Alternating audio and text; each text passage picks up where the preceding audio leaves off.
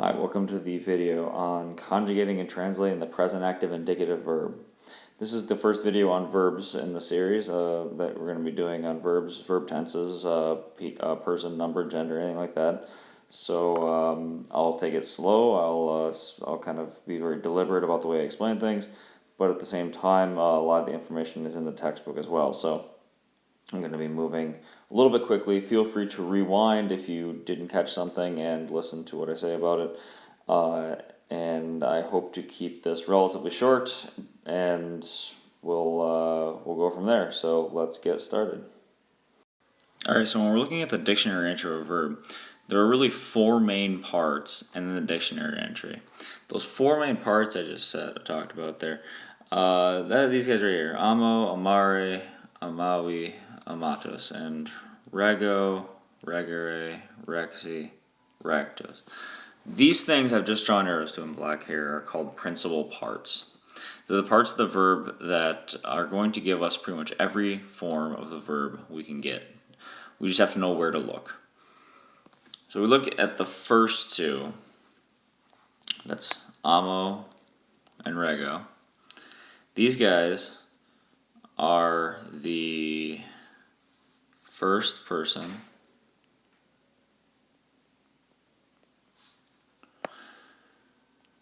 present active indicative. Now, those are going to pretty much only tell us that first person present active indicative. It's not going to give us much more information at all. Although it does tell us how to see that O ending in the conjugation, which is a little bit tricky at first. It ends up not really being so later, but it might be at first. So maybe it's good that it tells us that one. All right. The second one, which I'm going to do here in green, amare and regere. This principal part, the second principal part, is vitally important. The second principal part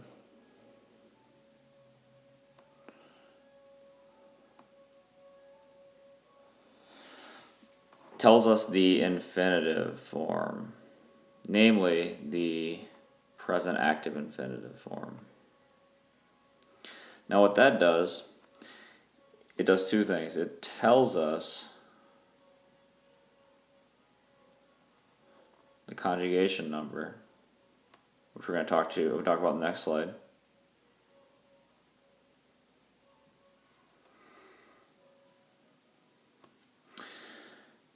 And subsequently, if it tells us the conjugation number, it tells us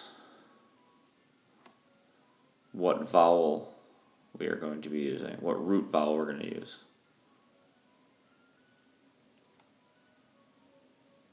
When we make our verbs, okay? And that's important because it's going to help us when we get to things like subjunctives and futures, and when we're changing up tense and mood and other parts of the verb. We're going to have to know which vowels we're using, because some of those things are going to change by simply just changing the vowel. If we don't know the vowel we were supposed to use for the present active indicative, then we're not going to know if something is subjunctive, we're not going to know if it's future, and it's going to be a hassle. So we kind of have to know what we're doing there. Okay? This one in green is probably the most important one for you for most of Latin 1. Okay? The last two are actually in the perfect aspect of things, which means that they'll give you the perfect, the pluperfect, both active and passive. And I'll talk more about those in the video where we talk about the perfect tense. But for now, just know that those principal parts have a function. You're going to learn it later. They are important. If you want to start learning them now, it'll save you a hassle in the future. However, they're not very important until you learn the perfect. All right. In fact, they're not really important at all, with the exception of recognizing some English cognates. All right. So those are your four principal parts. Again, we're going to be mostly using the first two for the first half or so of the year. Okay. Then you see, of course, at the very end, any good dictionary entry has the English. Note it's given in the infinitive form. To love, to rule. It doesn't say I love or I rule. It doesn't say you or he, she, or it. It says to love, to rule. It keeps it very, very general. That's largely what the infinitive is doing as well. And we'll learn that in a chapter or two when we get to infinitives and learn how to use those in a sentence. But just know that this is, right here, the translation of the infinitive form. Okay? So let's switch slides and learn how to do conjugations and how to start forming verbs. So as you might know by now, verbs are divided into 4 different conjugations. This means that every single Latin word is going to fit into one of these conjugations, 1, 2, 3, or 4. Now, what these are just a way of grouping things by common vowels. And what we need to do is to be able to say, well, we have this verb, I just looked it up in the dictionary entry, how do I know which conjugation it is, and thus what vowel to use when forming its forms? Like I said, it's going to be hard to know if something is indicative, subjunctive, or whatever, unless we know what vowel we're using. So what we have to do is first determine the declension. So, we see this first one, conjugation number 1. This is first conjugation. Amo, amari, amawi, amatus. So like I said in the previous slide, you look for that infinitive form, that second dictionary entry right here. And you look at this ending right here, the ARE ending. And what the ARE ending is going to tell you is that it's first conjugation, because second, third, and fourth are all different. They're not ARE endings. So that infinitive ending is going to tell you which conjugation it is, and thus what vowel to use. The first 2 conjugations are actually pretty easy for their vowels. So when you're forming your forms of amo, amare, you're going to use the root vowel A. And then you're going to add an ending after the A. And your root of the word comes before the A. So A is your vowel in the first conjugation. In the second conjugation, you see this ERE ending. And notice the little macron that I put in there, the long ERE. That is going to work almost the exact same way as the first, except with an E instead of an A. It's actually pretty easy, and we'll do a practice one in the next slide so you can see what I mean by that vowel. But this is just how to decide which vowel to use. In the third conjugation, it's actually going to be a little bit different. What you're going to do is you're going to use a few different vowels. So what we have to do is say, well, it's third conjugation because it has this ERE here, but it does not have the macron. Note that there's no long mark over that first E, whereas in the conjugation number 2, you see this long mark right there. Okay? So, we have here in the third conjugation is a short ARE, and it's not going to have one set vowel. It follows a pattern called O, 4 I's, U. What this is simply there are 6 forms of the present active and indicative. There's the first person singular and plural, the second person singular and plural, the third person singular and plural, and together that makes 6. So your first form, your first singular, which, as we know, is given in the dictionary entry right here, has an O ending. So that's good. We know that the O here comes from this O here. That's perfectly fine.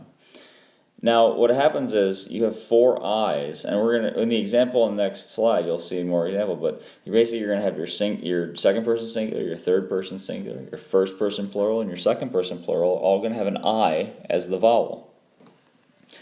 And what happens in the third plural is that you're going to have a U vowel. And again, I'll show you in the next slide kind of what this means. But just note that the vowels for third declension follow this O 4 I's U pattern. And the fourth conjugation, very similar to the third, because you still have this O here, so you still kind of start with the O. However, you'll find that the fourth conjugation is going to actually retain I's. So it's kind of an O4 IZU, except what happens is before the O, there's usually an I.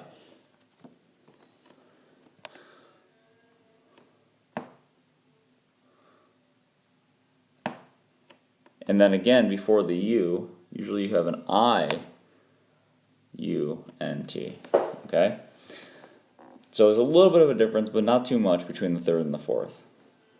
And to put this in context, we're going to conjugate an example from each one on the next slide. So, in fact, I'll use the exact same verbs. So let's do that and put this in context. Alright, so before we do any kind of conjugating, I'm going to point out that we're still only in the present active indicative stuff. So please don't think this applies to anything but the present active indicative. When we start changing tenses, or when we start changing voices or moods, things are going to start changing. But for now, the present active indicative is where we're at, and that's how we're going to proceed for a little bit in the future. So over here on the left, I've given 1, 2, 3, one plural, second plural, third plural. These are the person and numbers that you can be. So if you have a verb, it can be first person, second person, or third person, and it can then be plural or singular. So what I'm going to do on this left-hand these rows on the left-hand side here is give you just the general endings that we're going to apply to each verb. So our first person singular ending is simply just an O. Our second person is an S. Our third person is a T. Our third plural is mus. Second plural is tis. Third plural is nt. We might have seen these in class already. If you haven't, this is new. You might want to take a note or two. Well, these are the endings we're going to be applying after the vowels that we went over in the last slide. So basically, how to form these verbs, you have this formula. You're going to use the root stem, or the stem of the present active of the verb. So what you do, let's put that stem plus vowel plus ending. That's going to be our formula.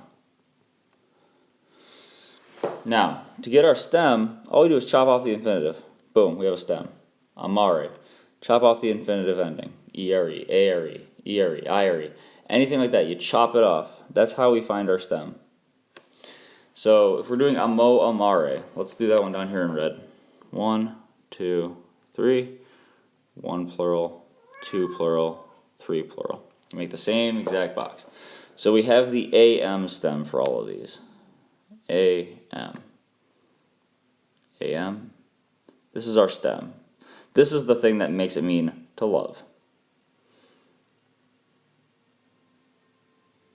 Now, we need the vowel, but we see that we have an ARE up here. That means we are in the first conjugation. First conjugation vowel is an A, so put an A up here. And then we add the endings.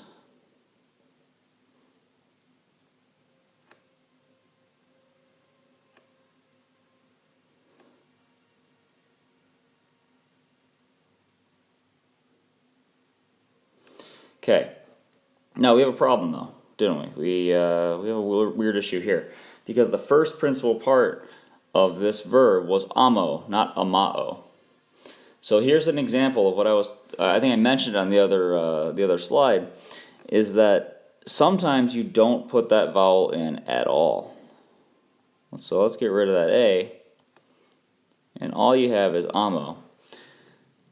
So sometimes you don't need that vowel in the first person singular. Sometimes you do. We'll see an example with videre where we do have the vowel before the O. You just have to look at that first part of the dictionary entry to find out. And remember, if we go back a slide, if you rewind a little bit, you'll see amo, amare has that first principal part, amo. So that's the first thing we're starting with here. Alright, so let's go to videre. Go 1, 2, 3. 1 plural, 2 plural, 3 plural. So we have videre We're going to do this one in blue. Looks like we have wid as our root. Stem, sorry. Oops, that's a weird looking I right there. There we go.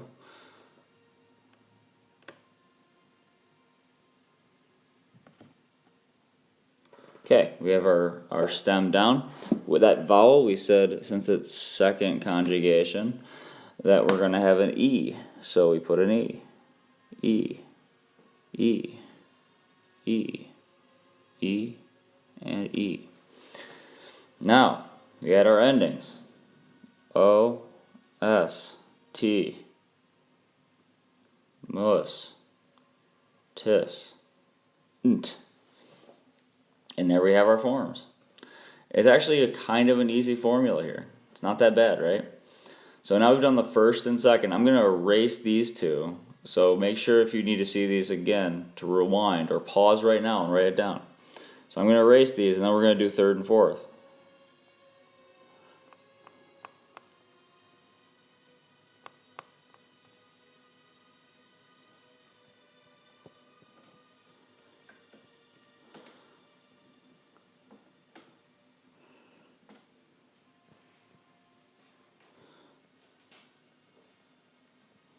Alright, so now we can start with third conjugation. Remember, this is the weird one with O4ISU. We remember from our dictionary entry, this was rego. Holy cow. Alright, and we have an O ending for rego in the first person singular. That's normal. But then remember, our pattern was O4ISU. O4ISU, which means that after we put reg for all of these, because that's our stem, right? We're going to go do that right now.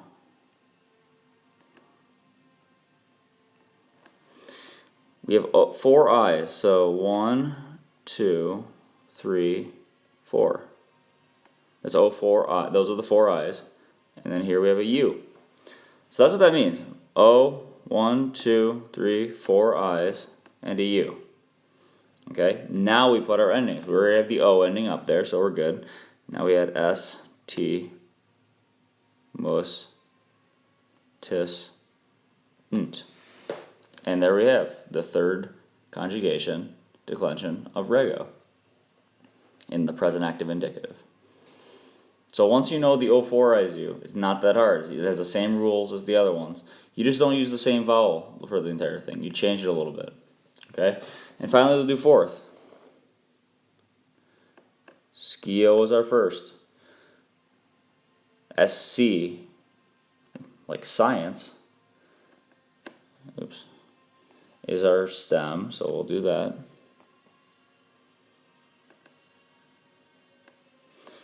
And then this one's going to feature a lot of I's, but we're still ultimately doing O4ISU.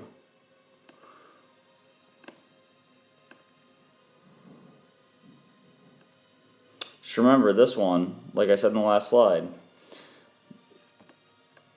has an I before the O and the U. Now what happens is we just add our endings and we are set. Oops. There we are. Cool. So that's how you conjugate verbs. Now, what do all these things mean? Oh, that's a good question. So you know what the verbs mean. Amare is to love, and video is to see, and rego is to regere is to rule, and then scire is to know. Well, what is the difference between rego and regis, and regit and regimus? Well, since you have first person in rego, this one's going to be, I'll put it in red, I rule.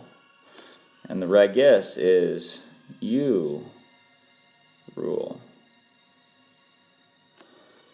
Regit is he, she, or it rules. Regimus is we rule. Regitus is you all rule. and regunt is they rule. Same with skio. Skio is I know. Skis, you know. Skit, he, she, or it knows. Skimos, we know. Skitus, you all know. And skiunt is they know. So all you do is you realize what person it is and what number it is, and add the subject in based on the ending of the verb, and you get that whole idea of a subject built into the verb. It's kind of cool. You'll note from the previous sections that the T and the NT endings are third person, which means that most nouns that aren't, actually all nouns that aren't I or you or we or you, are going to be third person if they're the subject. So it's not just going to be he, she, or it all the time. You're probably going to have nominatives thrown in there as the subjects. So watch out for those. However, just keep in mind that if you don't have a nominative subject, you can always supply the subject from the ending of the verb. Okay? We'll do an example of that in the next slide. Alright, so finally we'll do some practice translations with different forms of the verbs. And what we have here, in the first one, is feminae et viri canem vident. Now, I will always endorse reading from left to right. So what we're going to do is go through and label each thing, and this is going to be kind of a model translation strategy as well. So if you are a little shaky in your translations, you can mimic what I do here. So femina, we have to analyze. We have to realize, what is feminae? Well, this guy can be nominative plural, it could be dative plural, or dative singular, sorry, or genitive singular. Those are our three. Now, I'm kind of thinking nominative plural at this point because we don't have a subject yet, but that could always change. Okay, so, and we'll also check on our verb when we get there. So then we have et, and if we have something after it that's going to help us interpret, I think that'll be beneficial to us. So we're kind of looking for another nominative plural, dative singular, or genitive singular to see if we're connecting two of those things. And then we see weary here. Weary with the I ending can be nominative plural or genitive singular. So that means this probably is not dative singular, because if we're connecting two same things, you're going to have a connection either here or here. You see canem, the em ending, definitely means accusative singular, which means it's the direct object. And then we see vident. Now, we know that video is second conjugation, so we see our e here and we're happy. And then we see this nt. Now, what the nt tells us is this verb is third person and it's plural. And if it's third person plural and it has to agree with the subject, then these guys that could be nominative plural are confirmed as nominative plural because we have a third person plural ending. Okay? So what we do now is we put these words in the English SVDO word order as they would appear. So our nominatives are the subjects, our accusatives the DO, and our vident's the verb. So we're ultimately going to have for this sentence is the women and the men see the dog. Period. That's it. That's all we do. Notice. Nominative, subject. See is our verb, direct object, the dog. Okay, so this is how we use cases to fuel our translations. Note how I read this way. I read left to right, and I eliminated expectations as they were thwarted. Okay, so let's go to number 2. We say canem. The em, just like in the first sentence, is accusative, singular, and thus the direct object. We see et again, so we're connecting two things. We see another accusative. We are happy, so we see phalem, the accusative singular, which means it's probably also the DO. So we can have two DOs, that's okay, as long as we have an at, we have an and. We're good to go. Videmus. Now, we see video again as our verb, but then we have mus, and we know that mus is the first person plural. And that means the subject, looks like that we don't even have a nominative subject. This subject is built into this verb, and we know that the first person plural pronoun is we, so our subject is going to be we, and then our verb see, and of course our direct objects come next, the dog and cat, period. Okay?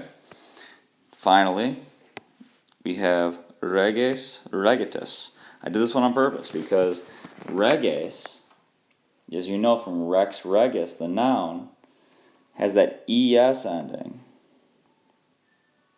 If it had an is ending, I would think it's a verb, because remember, rego, regere is third conjugation. But since it has that e there, and we're doing present active indicatives right now, there's no way reges can be a verb form as we know it. Okay?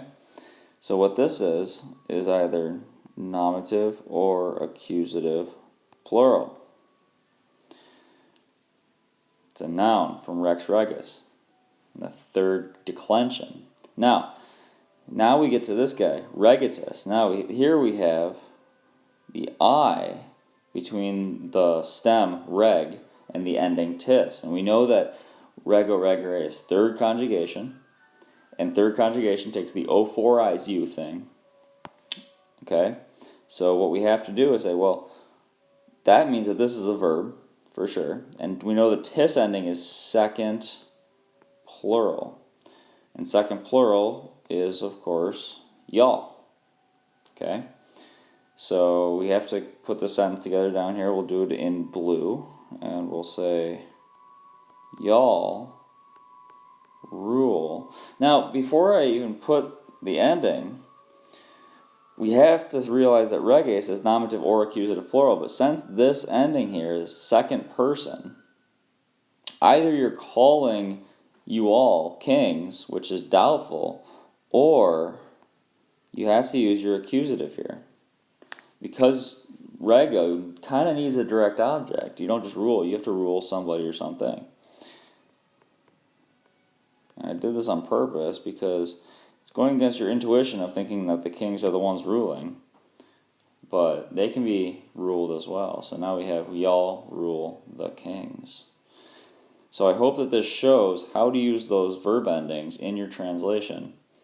You can just have them like in the first sentence where the nominative subjects and the third person verb just kind of work together, or your subject can come directly from the verb ending, which is the case in the second and third one. Alright, so thanks for watching this one. I hope that this was informative, and I will hopefully see you in class.